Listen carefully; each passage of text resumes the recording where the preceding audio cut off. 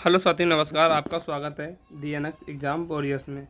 आज जो है अर्जुन सीरीज का जो एपिसोड 4 है जीके जीएस का, उसका हम फास्ट रिवीजन कराएंगे और हैंड राइटिंग नोट्स भी फ्री ऑफ कॉस्ट आपको प्रोवाइड कराएंगे।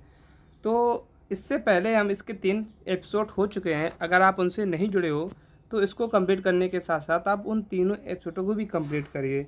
ये एपिसोड जो है ये कुमार गौरव सर जो अर्जुन सीरीज चला रहे हैं उसी के हैंड राइटिंग नोट्स और रैपिड फायर रिवीजन भी हमका कराते हैं।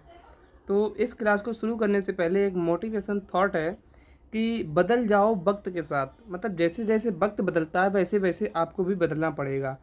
बदल जाओ वक्त के साथ, या वक्त बदलना सीखो, या वक्त बदलना या तो वक्त के साथ बदलना सीखो, या वक्त के साथ वक्त को बदल दो। तो बदल जाओ वक्त के साथ या वक्त बदलना सीखो, मजबूरियों को मत कोसो, हर हाल में चलना सीखो। तो मतलब कहने का ये है तात्पर्य कि बदल जाओ वक्त के साथ या वक्त को बदलना सीखो, मजबूरियों को मत कोसो, हर हाल में चलना सीखो। कैसी भी मजबूरी हो आपको हर हाल में चलना पड़ेगा। तो आगे आज की क्लास को शुरुआत करते हैं। जिसका पहला क्वेश्चन है, अदिति अशोक का संबंध किससे है? तो ये गोल्फ से संबंधित है। मनीषा कल्याण का संबंध फुटबॉल से है। दिव्य कीर्ति सिंह का संबंध घुड़सवारी से है। और भवानी देवी हमारी तलवारबाज या फेंसिंग, जिसे ही तलवारबाजी ही कहा जाता है। तो भवानी देवी का संबंध किससे? तलवारबाजी से है। दूसरा क्वेश्चन है, कौन सा अधिनियम भारतीय कानून के समेकन और संहिताकरण के लिए विधि आयोग की स्थापना का लिए प्रदान किया गया था? तो चार्टर्ड एक्ट 1933 है इसी के द्वारा। चार्टर्ड एक्ट 1913 से जो ईस्ट इंडिया कंपनी थी इसका व्यापारिक जो था अधिकार वो समाप्त कर दिया गया था, सिर्फ चाय को छोड़कर। आगे देखते हैं, जो चार्टर शिक्षा में 1 लाख जो रुपए हैं वो इसी में चार्टर एक्ट के तहत दिए गए थे। चार्टर एक्ट 1833 को देखते हैं। इसे बंगाल, इसमें क्या हुआ था, जो बंगाल का गवर्नर जनरल था अब वो भारत का गवर्नर जनरल होगा। और इसी में पहले वित्त आयोग का गठन हुआ जिसके अध्यक्ष कौन थे? मैकाले थे। अगर अब बात की जाए स्वतंत्र भारत का पहला विधि आयुक्त कौन बना था? तो MC सीतलवाड़ बने थे। और वर्तमान में कौन है? तो ऋतुराज अवस्थी हैं। कौन? ऋतुराज अवस्थी हैं। और ये क्या में है? तो ये 19 में है। आगे देखते हैं कि भारतीय परिषद अधिनियम 1919, मार्ले मिल्टो एक्ट सांप्रदायिक निर्वाचन।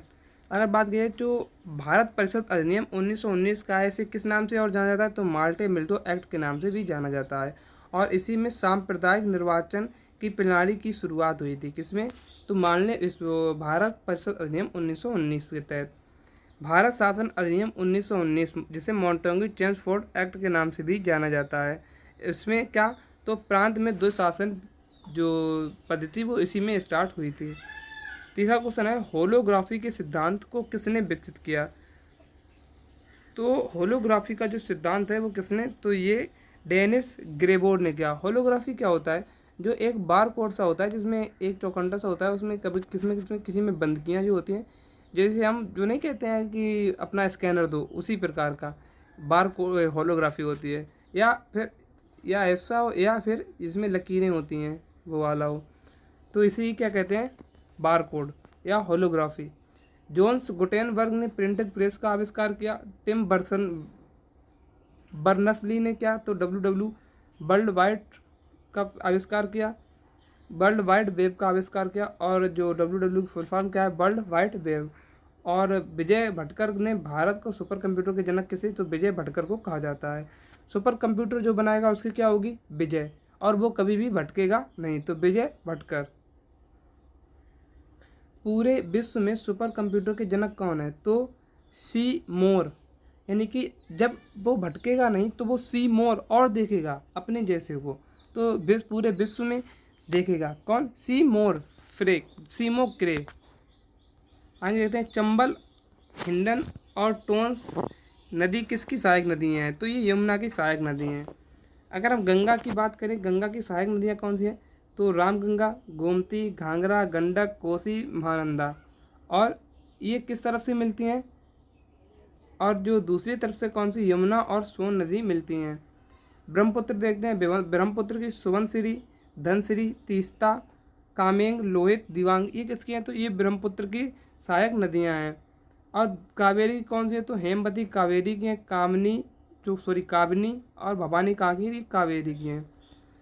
5वां क्वेश्चन है गरीबी उन्मूलन किस पंचवर्षीय योजना का मुख्य उद्देश्य था। तो जो 5th 5 ईयर प्लान था जो 1974 से 1978 तक चला, इसी का उद्देश्य था। 12वीं पंचवर्षीय योजना का उद्देश्य क्या था, तीव्र एवं समावेशी सतत विकास, जो 2012 से 2017 तक चलनी थी।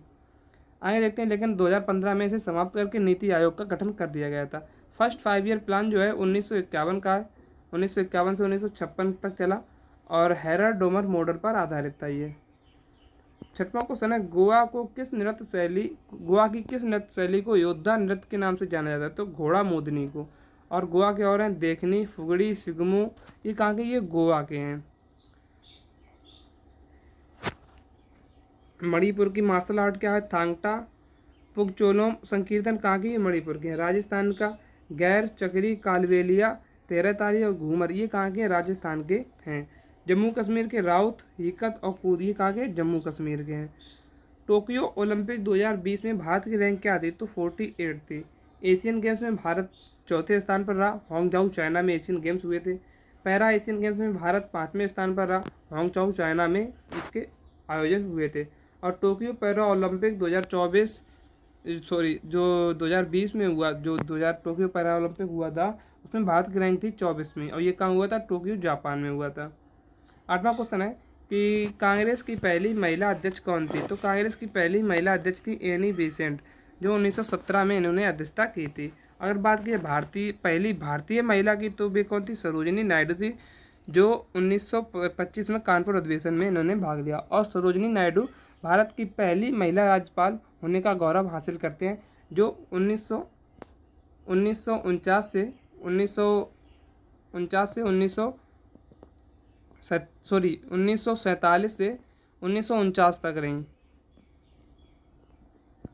आगे देखते हैं, और कांग्रेस की स्थापना कब हुई थी, तो 1885 में, और किसने, तो एओ ह्यूम ने की थी। उस समय वायसराय कौन था, तो डफरिन वायसराय था। विश्व मोहन भट्ट का संबंध किससे है, तो मोहन बीना से है। पंडित शिव कुमार शर्मा और भजन सुपारी कौन है, संतूर से है। पंडित रविशंकर का संबंध किससे है, तो ये सितार से संबंधित है। पंडित राम नारायण का संबंध किससे है, तो सारंगी से है। भारतीय संविधान की मूल हस्तलिखित संस्करण किसने लिखा था, तो प्रेम बिहारी राजदादा ने। किसने, और पूछा जाता है कि ये किस भाषा में लिखा था, तो इटैलिक भाषा में लिखा था, इटैलिक शैली में। और हिंदी में किसने लिखा, तो बसंत कुमार कृष्ण ने लिखा। सजावट इसमें किसने की थी, तो नंदलाल घोष ने इसकी सजावट फूल पत्तियों का सजाया था। देश की दक्षिणी श्रेणियों में स्थित मानसराम में विश्व की सर्वाधिक औसत वर्षा होती है, तो ये कहाँ पर, तो ये खासी पहाड़ियों में। नीलगिरी कहाँ, हिमाचल प्रदेश। जो नीलगिरी की जो हाईएस्ट पीक है वो कौन सी है, वो है दोदा बेटा है। कौन सी, दोदा बेटा। और इस पर कौन सी, तो टोटा जनजाति इसमें निवास करती है। 12वां क्वेश्चन है समहर्ता क्या कार्य करता है, तो समहर्ता कर निर्धारण का कार्य करता है। ये मौर्यकालीन है। कौन सा, मौर्यकालीन।